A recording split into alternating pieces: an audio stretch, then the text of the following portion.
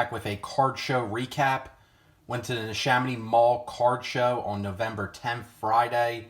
Typically, I always go to the Neshaminy Mall card show on Saturday, but since I took off from work on Friday to attend a concert later that night, I figured I'd hit up the show on Friday, and I'm glad I did. Was able to meet up with Mike O. Had a great time going around to all the different dealers, and a lot of dealers were setting up in the process of getting their displays out, so I was able to, it was pretty slow as well, the show, so I was able to talk to a lot of dealers, talk about the hobby, hang out with Mike, just shoot the breeze about the hobby, life, and the state of Philadelphia sports. So just had a really great time. There was some really cool dealers there. Was able to add a couple pieces to the Phillies collection, some cool vintage pieces that I'll show off. And I also went through some value boxes. So we'll get into the recap. I do want to say I will be attending the Philly show, the Winter Philly show in December. That is quickly approaching. It's pretty much right after Thanksgiving. I think it's the first week of December. So we'll be trying to go to that show on Saturday. Wasn't able to attend the last Philly show. Philly show is held 3 times a year. So I'm planning on being there Saturday. So if anyone's attending, drop it down in the comments. Let me know if you're going to be there. But let's get into the Neshaminy show, going through the cards I got in the value box. All these cards from the value box are just cards for the Phillies collection and for the binders and the various Z folios. So we got a Carlos Ruiz Gold from 2013 Topps. Golds are obviously numbered out of 2013. So Carlos Ruiz. Then the big piece, Ryan Howard. So these were less than $1. Figured why not.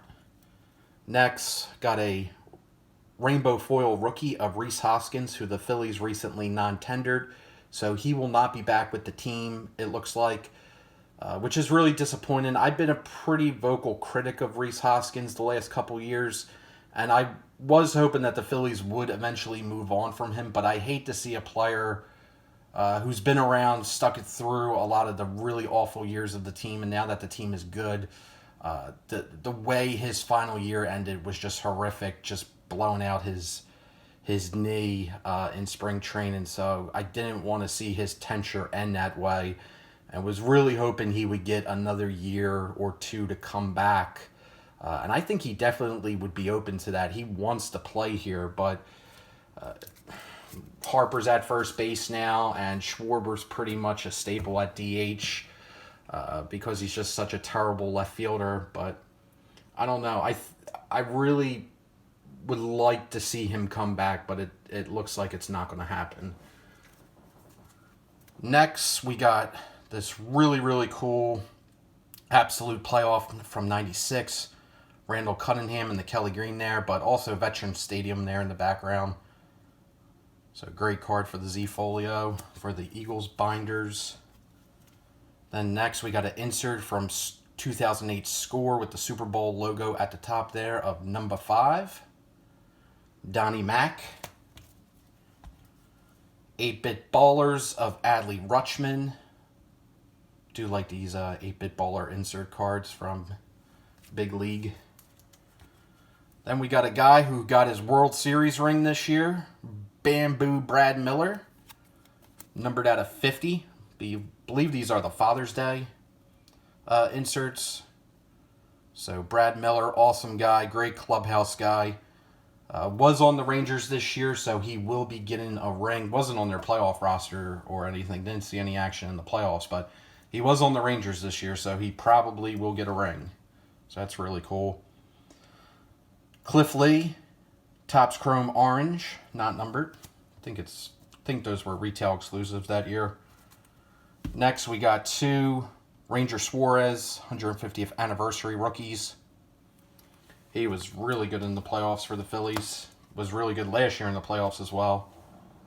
Then we got a Bowman's Best Refractor of Rhys Hoskins. A lot of shine on that card. We got a Nick Castellanos Bowman Platinum Purple. Jalen Hurts rookie. Picked that up for less than $1. Another Hurts insert. Power Performers. Again, less than $1.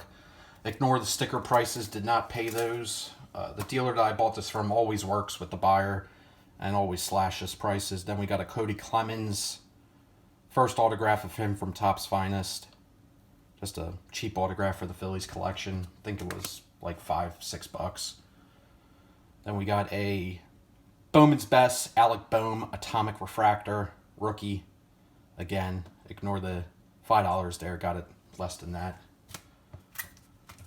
And then next, this was the dealer that I primarily was hanging around their table. Me and Mike were going through a lot of different displays that this particular dealer had.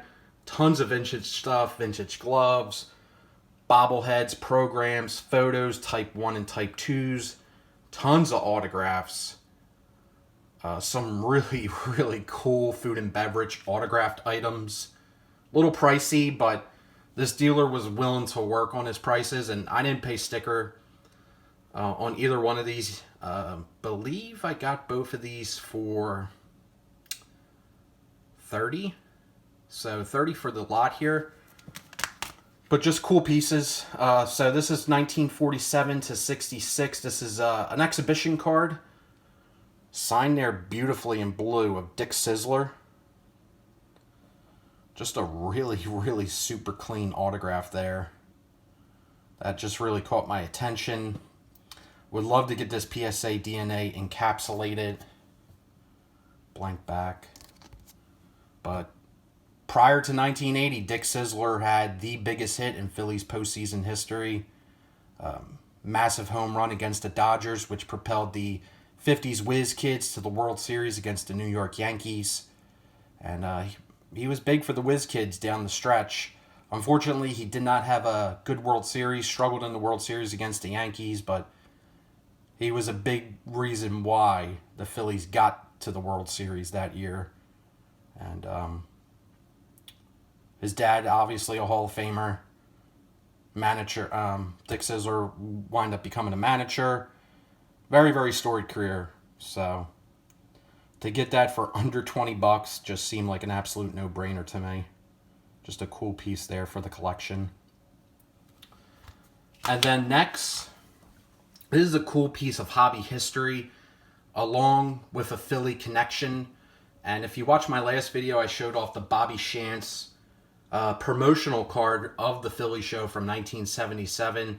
This is a promotional postcard signed by Whiz Kid Andy Seminick for the 1980, which was the 9th annual Philadelphia Baseball Card and Sports Memorabilia Show.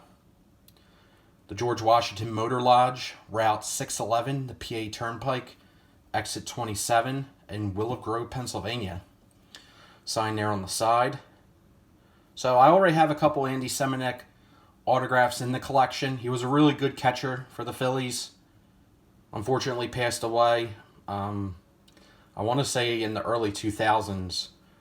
But this is just a cool piece of hobby history here. 1980. That was the year the Phillies won the World Series, their first World Series. And who knows? I wonder if Ray from Philly was at this particular card show. But here on the back, 25 cents off the price of admission with this card. 160 dealers, auctions, free program, exhibits, door prizes, free parking. Saturday, 9 a.m. to 9 p.m. So they obviously changed the hours from 1977. And Sunday, 9 a.m. to 5 p.m. So no more midnight show. Midnight card show. And also they took off the trade-in room. So I'm assuming that the older crowd, potentially back in the day, got tired of all the briefcase boys going around the show. All the briefcase boys screwing it up in the trading room. So they wanted to get them all out, purge them, get rid of the trading room. And I don't know. Pieces like this I just find very unique and very cool because it, like I said, it's dual. It's a piece of hobby history, but it's also a cool piece for the Phillies collection. But it also ties into a lot of what I personally believe about how the hobby's truly a circle. I think a lot of things don't change over time. I think of things just, especially in the hobby, things just repeat over and over. I've often said, I said it in person, that to a bunch of people, but I'm pretty sure I said it on the channel. You know, all vintage cards were once modern cards, and modern cards now will eventually, 50, 60 years from now, will be vintage cards. And I know during 2020, 2021, we were all bitching about a lot of the stuff. A lot of it was justified, but, you know, back in the day, I'm sure, well, I'm positive, a lot of bad actors, a lot of things that would probably make people disillusioned. You know, people throwing out cards now. This is true. But back in the day, people threw out cards as well. People put them in their bike spokes. People threw those cards out. Mom and Dad chucked out a lot of Bowman sets from the 50s, a lot of cards from the 60s. Those things got thrown right into the trash. And the 52 set is sitting at the bottom of the Hudson. A lot of those manels. So, like I said, it's a circle. Things just ebb and flow, and things are always repeating. It's like deja vu.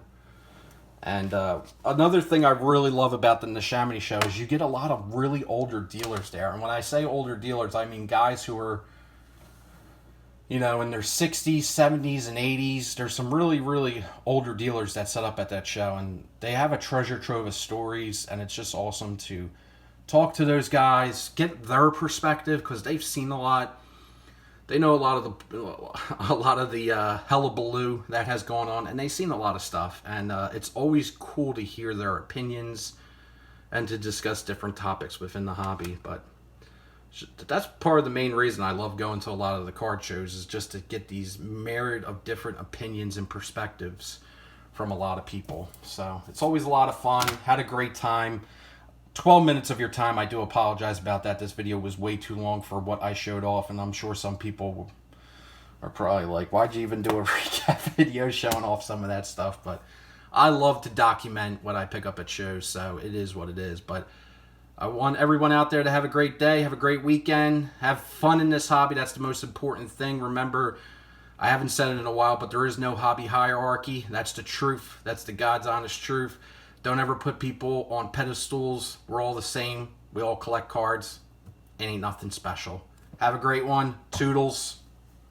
Enjoy this freaking hobby, people.